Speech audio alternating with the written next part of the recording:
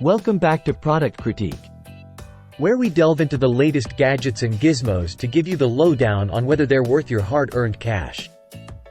Today, we're diving into the world of graphics cards with the much-anticipated Intel Arc A580.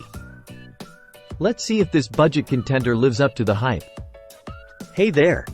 The Intel Arc A580 has finally hit the shelves, boasting a competitive price tag and promising performance.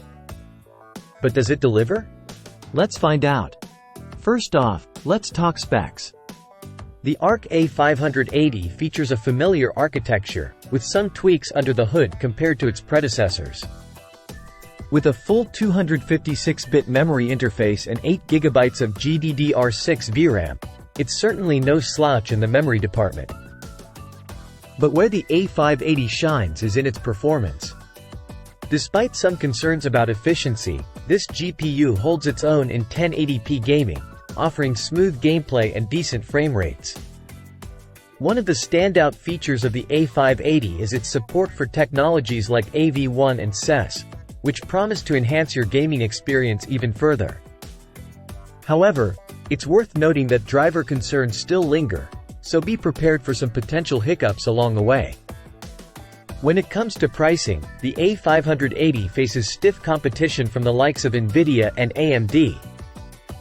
While it holds its own in terms of performance, its value proposition becomes a bit murkier when you consider the street prices of its competitors. Hey there! So, is the Intel Arc A580 worth your consideration? If you're on a tight budget and prioritize performance over power efficiency, it could be a solid choice. But if you're willing to shell out a bit more cash, you might find better options elsewhere. That's all for today's review of the Intel Arc A580.